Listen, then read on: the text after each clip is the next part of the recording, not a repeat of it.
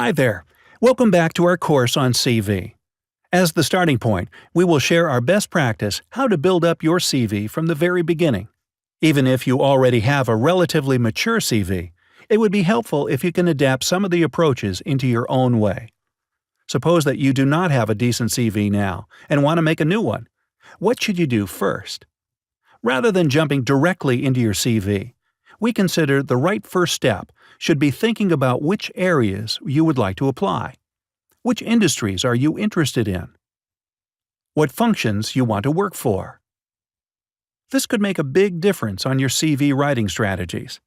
For example, if you apply for creative industries, you would probably like your CV to be eye-catching and present your personality and taste using specific colors and layouts. However, you may not want to use the same CV to apply for a traditional energy company position. We will discuss how to tailor CVs later in this course. Also, understanding your application directions can help you determine how many versions of CV you would need to prepare. Next, you will need to choose an editing tool as well as a template for your CV. Most people use Microsoft Word for CV writing. This is completely fine, although Word has some disadvantages. We will discuss how to work around them later.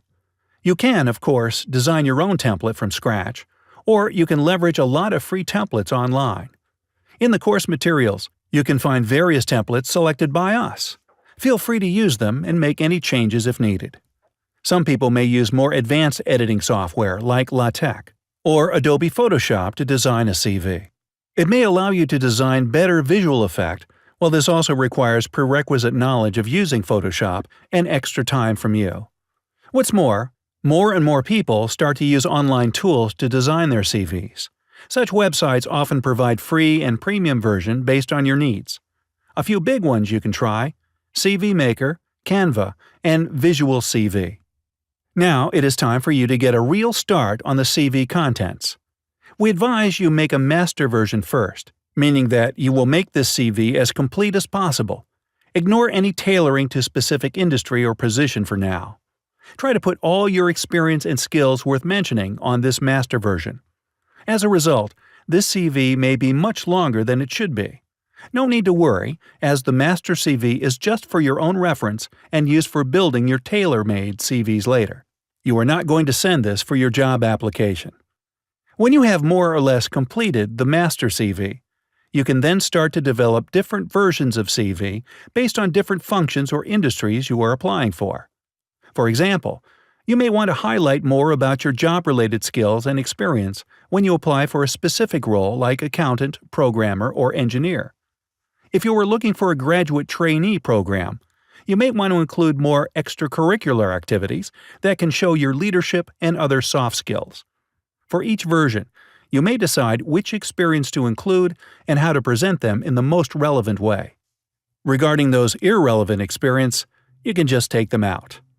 The more directions you want to apply for, the more versions of CV you will need to maintain and more efforts you'll need to make. So, you will need to have a balance here. This is not the end of tailoring your CV. As the next step, you are supposed to further tweak your CV based on each position you are applying for. For example, when you use your marketing version CV to apply for similar marketing roles in different companies, you may notice that their job descriptions could be different in terms of wording they use, skills they require, or responsibilities they focus on. For one position, it may ask for strong stakeholder management skills, since it is a central role. For the other position, it may give more weight on project management experience. Therefore, you will possibly have a slightly different version of CV per position. We will introduce more tricks on how to make your CV relevant later. Last but not least, CV is never a static document. We encourage you to keep improving your CV along the way of your job hunting. It may be due to a new project you just finished or a new online course you just completed. It may be because you have deeper thinking after some applications or feedback from others. You may be surprised to find out that the CV 3 months later can be a lot different from the CV you use now. This is also the core of job hunting.